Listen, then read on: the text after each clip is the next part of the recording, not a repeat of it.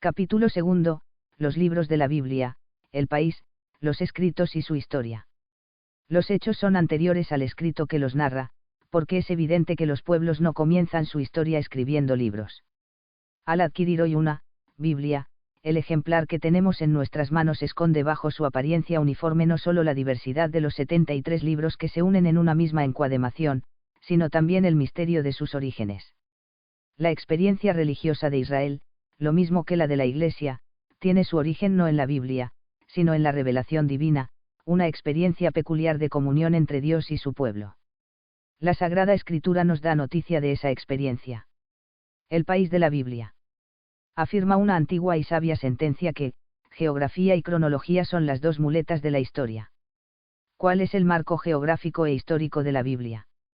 El país bíblico por antonomasia es Palestina, si bien, en general, tendríamos que hablar de todo el mundo antiguo, y en particular, de la franja en forma de media luna que va desde el Golfo Pérsico, ascendiendo por los cauces de los grandes ríos, Tigris y Éufrates, cruza en dirección sur el litoral costero siro-palestino para prolongarse por el fértil valle del Nilo. Este es el escenario geográfico en el que se desarrolla la intervención de Dios en la historia de la humanidad que testimonian los escritos bíblicos. La Biblia inicia la historia de la salvación con la llamada de Abraham, que tuvo lugar fuera de Palestina, en Mesopotamia. La salida de Israel de Egipto y el milagro del paso del Mar Rojo, hecho salvífico fundamental de la antigua alianza, aconteció fuera de las fronteras de la tierra de Canaán. Hay libros bíblicos en los que toda la acción transcurre en otros países, por ejemplo, el de Ezequiel en Babilonia, el de Tobías en Asiria y Media, o el de Esther en Susa, residencia de los reyes persas. Conocemos también por el primer libro de los Macabeos una alusión a Alejandro Magno y sus conquistas hasta las inmediaciones del Himalaya, y en este mismo libro se menciona a Roma por vez primera en la Biblia. Además, el escenario de los libros del NT se extiende por toda la cuenca del Mediterráneo oriental y algunos puntos de la occidental. Ahora bien, sea cual fuere su amplio marco, es indudable que el centro geográfico e histórico de los relatos bíblicos es la tierra de Canaán o Palestina. Dios llama a Abraham y lo saca de Mesopotamia para llevarlo a la tierra de Canaán, después guía a Israel desde Egipto, para darle la tierra de Canaán. Y, años más tarde, los israelitas desterrados en Asiria, Media, Babilonia y Persia creen, esperan y adoran a un Dios que tiene su templo en Jerusalén. Por tanto, el territorio entre la ciudad más norteña a la más meridional de la Palestina bíblica, desde Dan a Beerseba, es el espacio geográfico por el que discurre preferentemente la historia de Israel, y en particular la vida de Jesucristo. Y desde Jerusalén, centro político y cultural desde David, un milenio antes, parten los apóstoles para proclamar su mensaje a todo el mundo. La memoria de un pueblo. Se ha dicho siempre, y con razón, que la memoria de un pueblo es su historia. Las narraciones de unos acontecimientos históricos, leyes y preceptos, cantos y poemas, sentencias y proverbios, etc., han sido transmitidos oralmente, de generación en generación. La palabra ha precedido sin duda al uso de la escritura.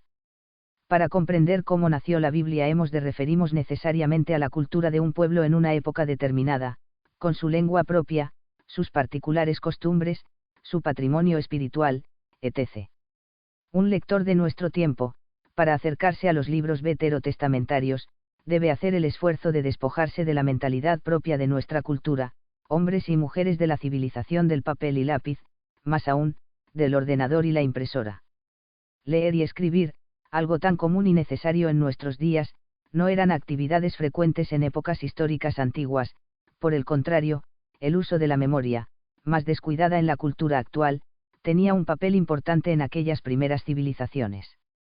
En el Israel de los tiempos antiguos, e incluso de la época de Jesucristo, hablar abundantemente y bien, con arte y fuerza expresiva, era el patrimonio de los que hoy llamamos escritores.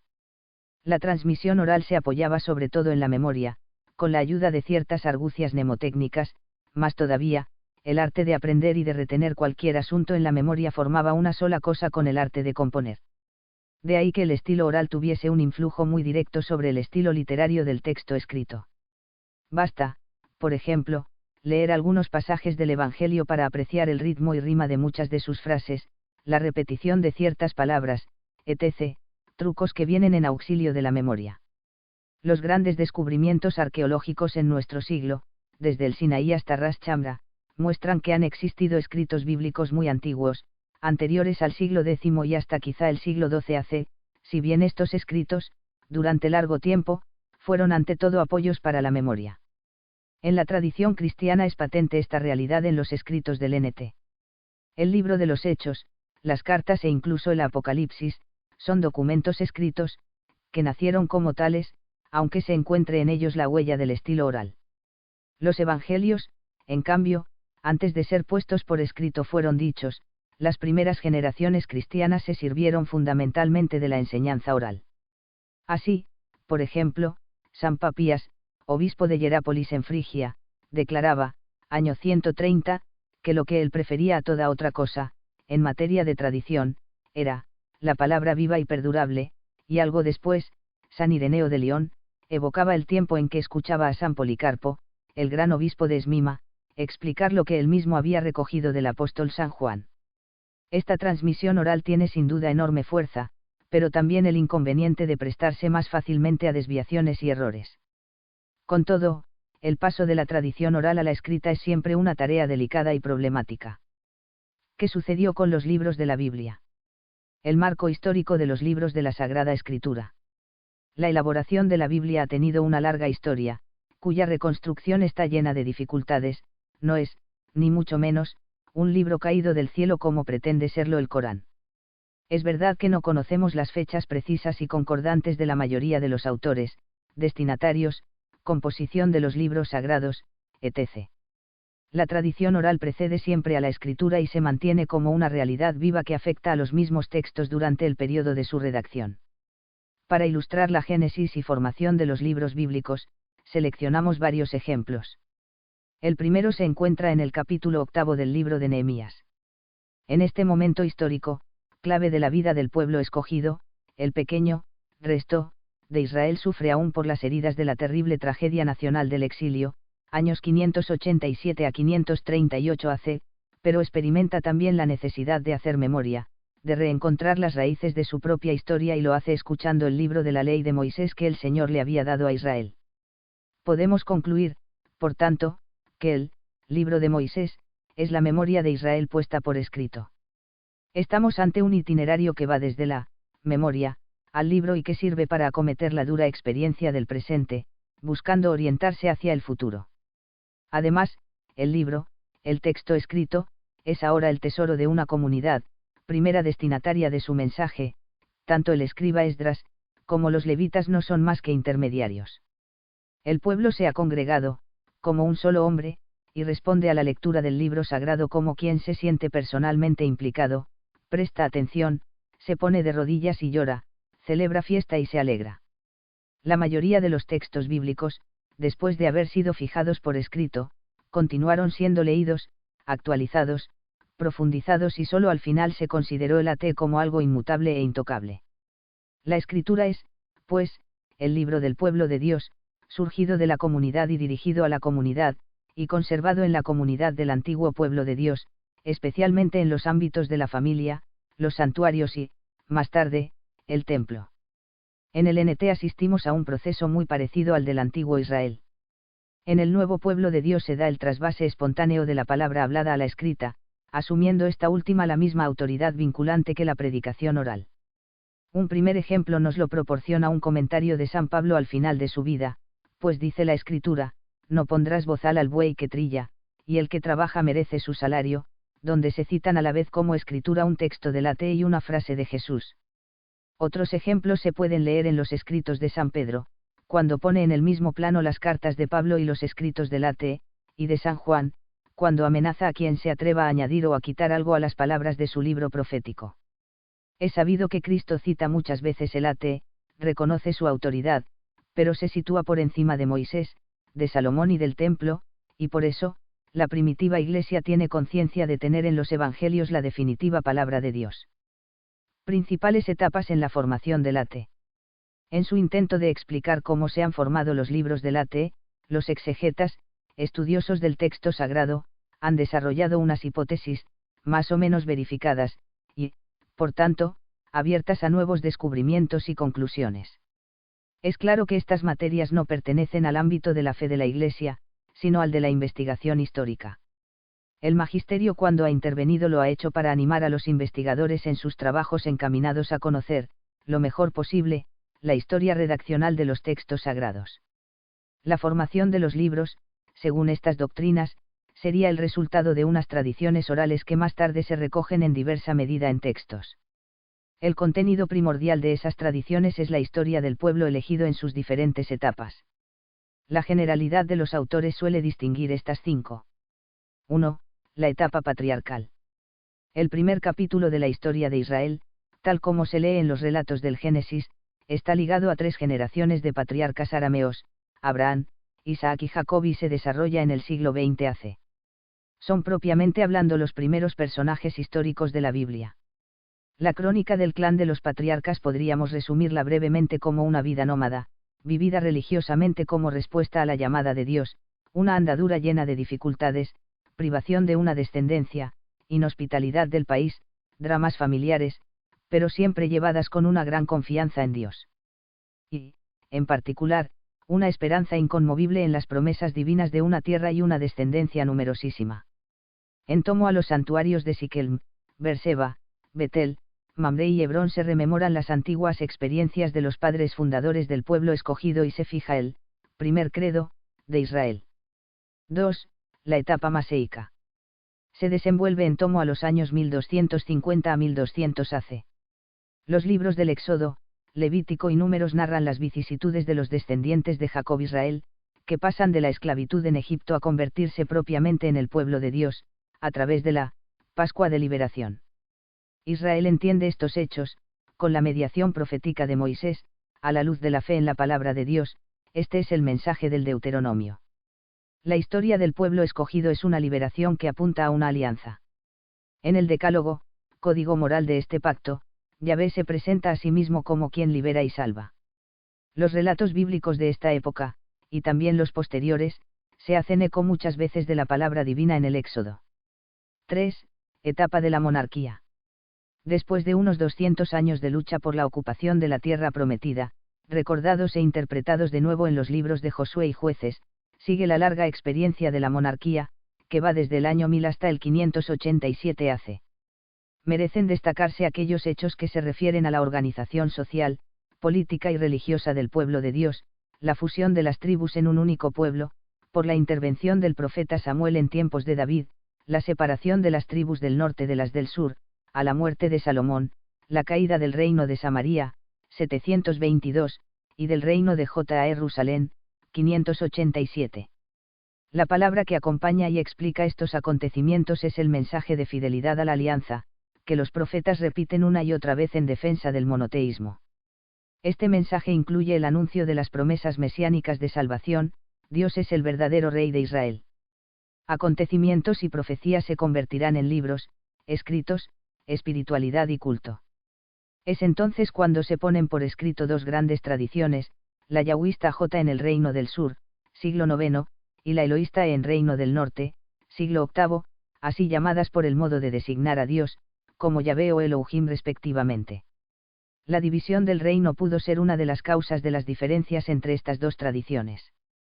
No proceden del mismo lugar geográfico, ni son contemporáneas, aunque no hemos llegado a conocerlas separadas. Cuando el reino del norte hubo desaparecido, en el año 722, y sus círculos religiosos y eruditos tuvieron que replegarse a Jerusalén, los documentos de la tradición eloísta debieron ser trasladados a la ciudad santa, donde se sentía una lógica veneración por tales tradiciones. Surgió en este momento, la idea de convertirlo todo en una sola historia. Tiempo después, en el año 612, cuando gobernaba en el sur el rey Josías, se descubre en el templo de Jerusalén el rollo de la ley. El libro del Deuteronomio se sitúa en la confluencia de 3 grandes corrientes que inspiraron y construyeron el alma de Israel: la tradición maseica, el profetismo y la sabiduría. Por este motivo la importancia del libro sobrepasa los límites históricos de la época de su composición.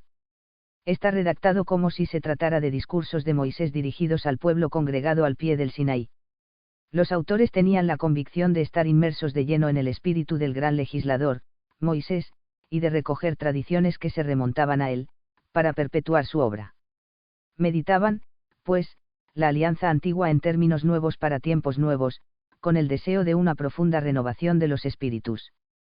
Los investigadores opinan que es ahora cuando cristaliza lo que llamamos comúnmente la historia sagrada. En efecto, los redactores de la tradición deuteronómica entendieron la analogía, o mejor, la continuidad que existía entre el Israel del desierto y el reino de Judá del siglo vil, un pueblo que es con frecuencia infiel, pecador y rebelde. Dios lo castiga y somete a duras pruebas, pero le sigue ofreciendo su perdón, porque el Señor de la Alianza invita a su pueblo a la conversión, al abandono de los ídolos, a la circuncisión del corazón. Dios busca el corazón de su pueblo porque lo ama. Todo, pues, será repensado según la idea que ahora tienen de la alianza, de sus exigencias y beneficios, y será expresado en términos de bendiciones y maldiciones. Así se compusieron los libros denominados, con tanta exactitud, profetas anteriores, que además del libro del Deuteronomio, son Josué, Jueces, los 2 de Samuel y los 2 de Reyes. 4. Etapa del exilio o cautividad babilónica. El año 587 cae Jerusalén en poder de los babilonios, y con ella se desmoronan los fundamentos de la vida religiosa de Israel, la dinastía davídica, la tierra prometida, y el templo de Jerusalén. El pueblo hace a su Dios, una y otra vez, la misma pregunta: ¿por qué? La actividad profética en el exilio es la respuesta divina a estos hechos. La cautividad es una dura prueba que Dios permite para purificar al pueblo elegido. Descubren así los hijos de Abraham, Isaac y Jacob que Dios no está presente únicamente en Jerusalén, sino en cualquier lugar. Las mismas experiencias de su penosa situación se truecan en ocasiones privilegiadas de reencuentro con el Dios siempre fiel, que libera y salva, porque Él es trascendente y a la vez muy cercano, y su nombre es Emmanuel, Dios con nosotros.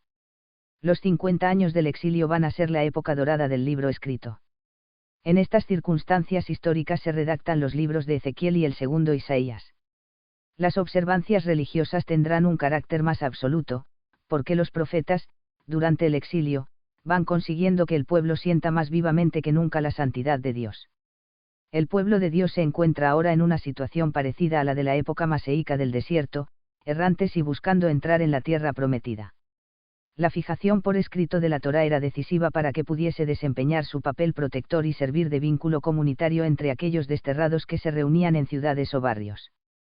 Aparece entonces la importante tradición sacerdotal, citada con la sigla P por ser la inicial de su nombre alemán Priesterkodexo, libro de los sacerdotes.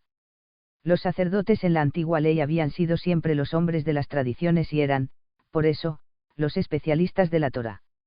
El clero, a diferencia de los profetas, ha sido siempre más anónimo y su eficaz trabajo responde a un paciente esfuerzo de grupo que sirve también para mantener viva la tradición religiosa hebraica. Una vez más, esta tradición se presentará con justicia como palabras de Yahvé dirigidas a Moisés, o relatos situados en la época del Sinaí, porque algunas de las tradiciones recogidas se remontaban a tiempos muy antiguos de la historia de Israel y porque se tenía también la convicción de que se estaba volviendo a poner en vigor la labor instaurada por Moisés. Las personas, acciones y cosas en relación con el culto a Yahvé, son las que ocupan un lugar destacado en esta literatura sacerdotal. Esta tradición supo construir una amplísima síntesis doctrinal sobre el esquema de la historia y ocupa un lugar importante en la formación del Pentateuco, concretamente contiene el Levítico, su obra más representativa, la mitad del Éxodo, las 2/3 partes de Números y aproximadamente 1/5 parte del Génesis. La idea de fondo que centra su mensaje es la alianza santa, desde Moisés a Ezequiel, pasando por los profetas de este periodo, que ha expresado la naturaleza de las relaciones entre Yahvé y su pueblo. 5. Etapa del judaísmo. Suele llamarse así porque solo vuelven a Jerusalén y a la tierra prometida, un resto, de los descendientes de Judá, los que formaban el reino del sur, gracias al decreto liberador del rey persa Ciro. Durante este periodo, el pueblo vive prácticamente sometido a poderes extranjeros, primero a los Eleucidas, la dinastía griega de uno de los generales de Alejandro Magno, que se establece en Siria, y después a Roma, desde el año 63 AC, con la intervención de Pompeyo.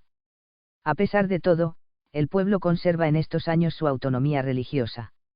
La interpretación de esta experiencia histórica se vertebra en torno a 3 ejes: primero, la lectura en la sinagoga de la Torá de Moisés y de los escritos proféticos anteriores; segundo, los nuevos mensajes proféticos de Apeo, Zacarías, Joel, etc., y, tercero, las reflexiones de los maestros de sabiduría, que buscan, a la luz de la fe de Israel, el sentido de la vida humana y del plan divino de la historia.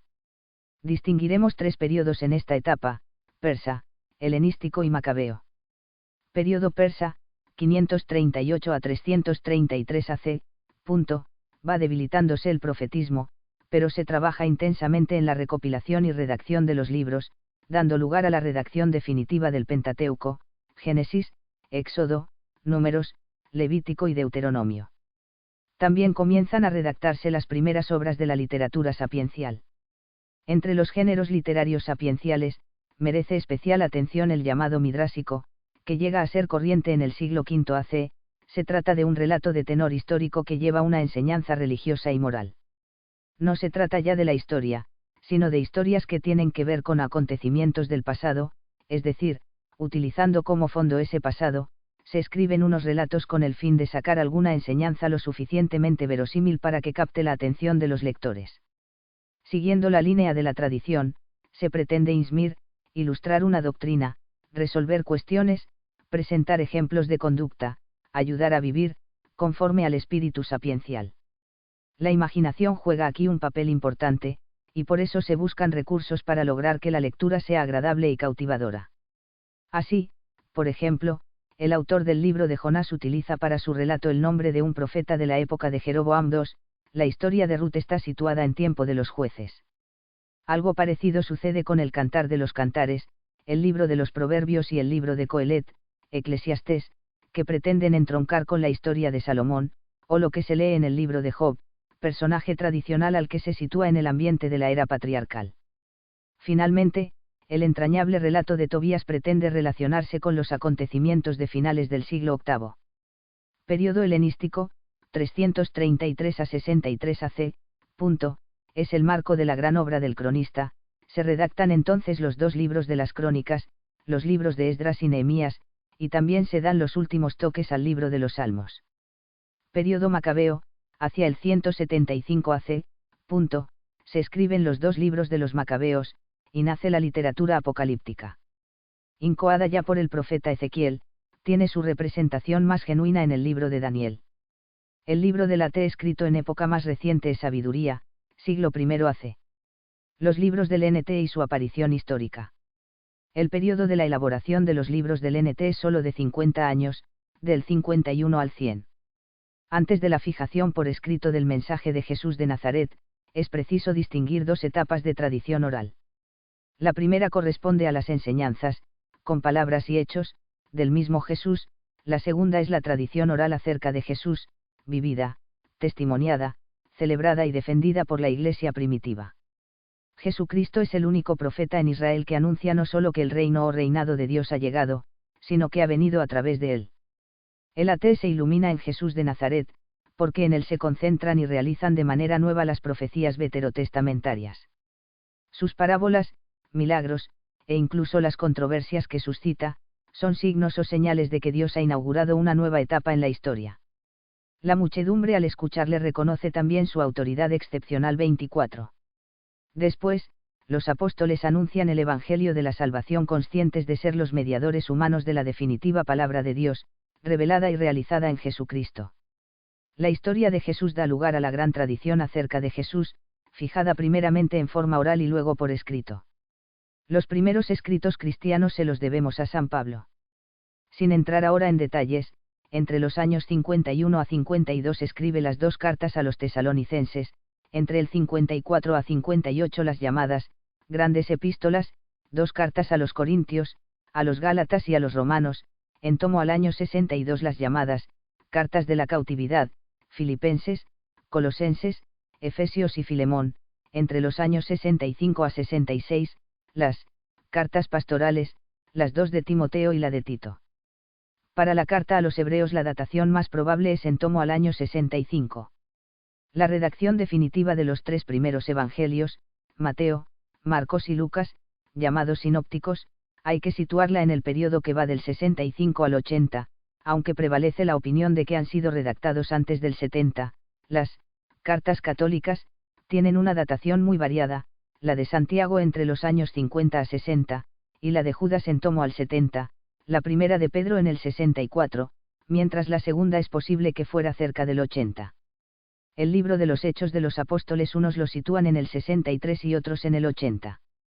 Y el grupo de escritos joánicos cierra la colección de los escritos del NT con el Apocalipsis, 3 cartas y el cuarto Evangelio entre los años 85 a 100. El magisterio de la Iglesia se pronunció en defensa de la verdad histórica de los Evangelios, el 21 de abril de 1964, con la inscripción Santa Mater Ecclesia. En el N2 de este documento expone los 3 momentos básicos de la redacción escrita de los Evangelios, recogidos por el Catecismo de la Iglesia Católica así: vida y enseñanzas de Jesús, tradición oral y evangelios escritos. Conclusiones. Esta rápida ojeada a la historia, la elaboración de los libros bíblicos nos facilita descubrir, en parte, el misterio de su origen y nos lleva a concluir que las Escrituras Santas no fueron redactadas de un tirón, sino elaboradas a lo largo de un milenio. Además, recordemos que la Biblia no es precisamente un libro, sino más bien una pequeña biblioteca de 73 libros, redactada por autores muy distintos y a través de los más variados géneros literarios. La palabra de Dios, dirigida sin excepción a todos los hombres de todos los tiempos y sin despojarse del sello de esta dimensión universal, toma formas literarias propias de unos autores humanos, inspirados, y de su medio histórico y cultural. Finalmente, la Sagrada Escritura es un libro, popular, surgido de un pueblo y destinado a un pueblo, el antiguo y nuevo Israel es, por tanto, el libro que está vivo en una comunidad creyente que camina por la historia.